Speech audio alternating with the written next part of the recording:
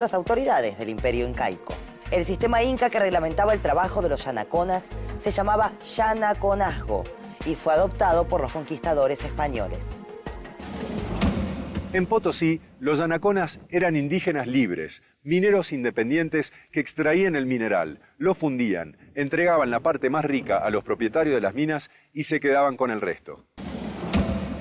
Cuando se fue agotando el mineral de la superficie, que era el que se podía refinar con el viejo sistema andino, muchos yanaconas abandonaron Potosí y se produjo una crisis. Imaginen lo que significaba para la ciudad y para España que la plata de Potosí comenzara a agotarse.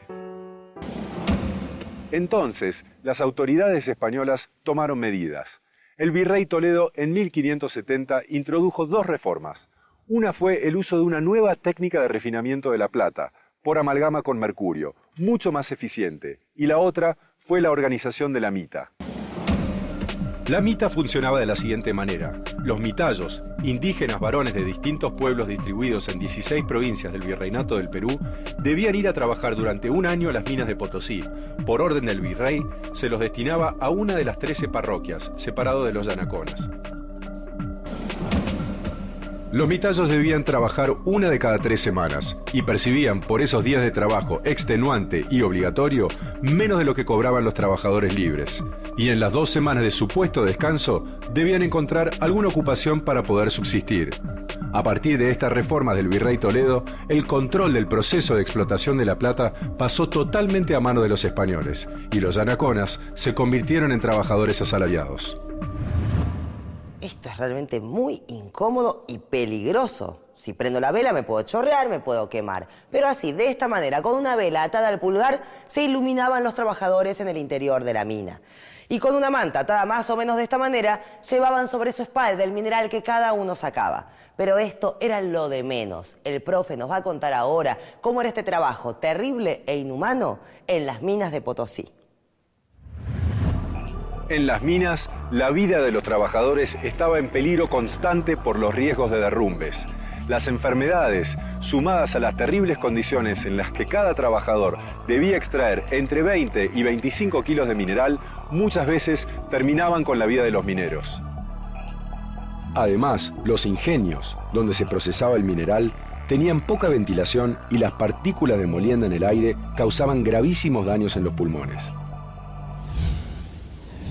La explotación de los indígenas fue denunciada por los padres Bartolomé de las Casas y José de Acosta, quien describió las tremendas condiciones de trabajo en las minas.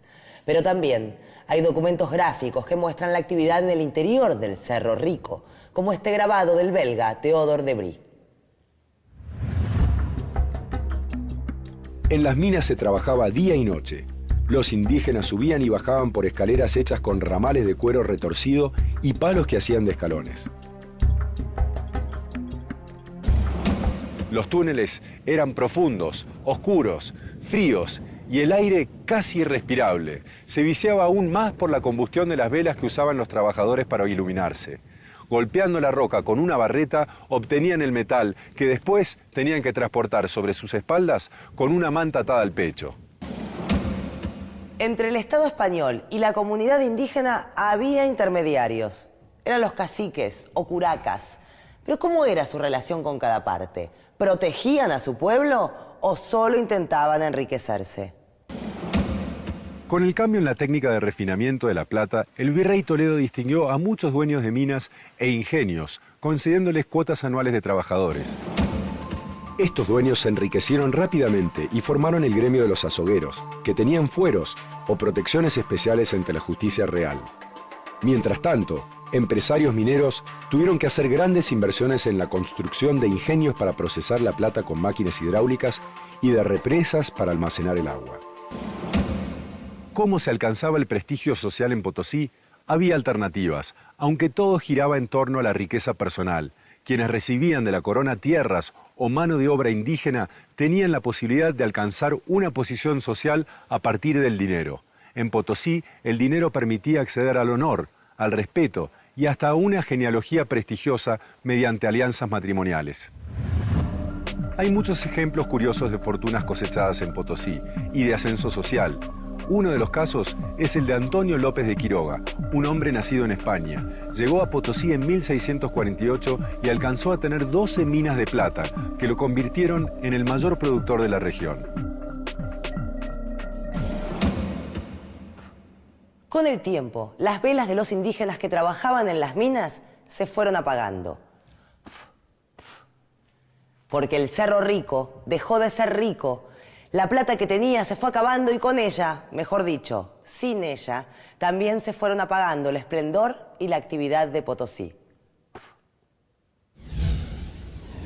De las 160.000 personas en su época de gloria, la cantidad de habitantes cayó a solo 8.000 en el año 1825, cuando la plata estaba prácticamente agotada. ¿Cuándo volvió a crecer la población de Potosí, profe? Eso también tuvo relación con la minería. Aunque la plata se fue agotando, el Cerro Rico, desde su descubrimiento, nunca dejó de producir algún mineral. Hoy se sigue explotando, se extrae estaño, por ejemplo. Y justamente el estaño tuvo una gran demanda mundial a principios del siglo XX. Eso hizo que se reactivara la minería en Potosí y la población de la ciudad volvió a crecer considerablemente. Hoy la ciudad tiene unos 150.000 habitantes. Cuando alguien logra algo muy dificultoso, a veces se usa la expresión «me costó un Perú». En Europa, en el siglo XVI, la fama de Potosí y su riqueza era tal que cuando alguien se refería a algo inalcanzable por su precio decía «vale un Potosí».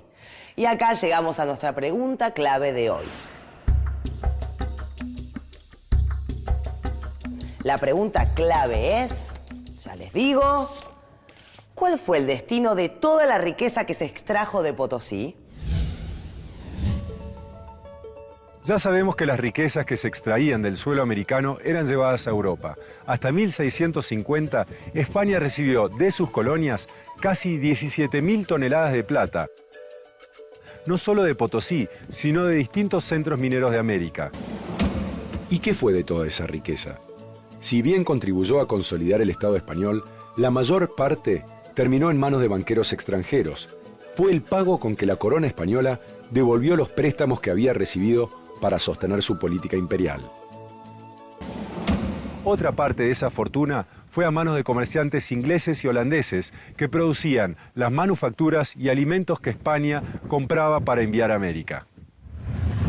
Bueno, profe, creo que llegó el momento de hacer nuestro segundo repaso, o sea, nuestro segundo pasando en limpio. Y comenzamos de esta manera. Desde los inicios de la extracción de plata en Potosí, el durísimo trabajo en las minas lo hacían los yanaconas, que eran indígenas libres.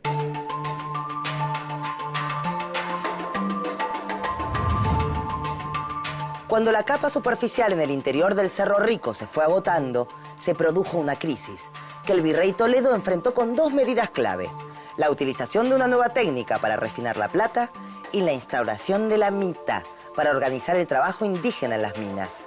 A través de la mita, millones de indígenas de distintos puntos del virreinato del Perú llegaron a Potosí con la obligación de trabajar en el cerro durante un año.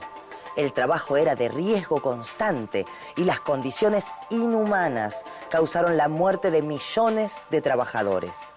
Con el tiempo, la plata de Potosí se fue agotando, pero hasta que esto sucedió, se enviaron toneladas, inmensas cantidades de este mineral hacia España. El destino de toda esa riqueza fue variado. La plata ayudó a consolidar al Estado español, pero la mayor parte se utilizó para pagar préstamos que la corona había recibido de banqueros europeos. También se empleó para comprar mercaderías que España enviaba a América. Y de toda esa riqueza que se extrajo de América, tendríamos que pasar a la otra cara de esta historia, que es el tremendo saldo humano. Sí, en las minas de plata de Potosí murió el 80% de los hombres de 16 provincias del Virreinato del Perú. Un religioso español y cronista de la época colonial, Fray Antonio de la Calancha, escribió: «Cada peso que se acuña en Potosí cuesta 10 indios muertos en las cavernas de las minas». Sobre Potosí, La Plata y los indígenas también escribió Eduardo Galeano. Allá en la época colonial, la plata de Potosí fue, durante más de 2 siglos, el principal alimento del desarrollo capitalista de Europa. A mediados del siglo XVI, la ciudad más poblada, más cara y más derrochona del mundo brotó y creció al pie de la montaña que manaba plata. La ciudad de Potosí fue declarada por la UNESCO, la Organización de las Naciones Unidas para la Educación, la Ciencia y la Cultura, Patrimonio Cultural de la Humanidad y en el año 2000, Mensajero de la Paz en el Mundo. La muerte de millones de indígenas mucho tenía que ver con esta última declaración.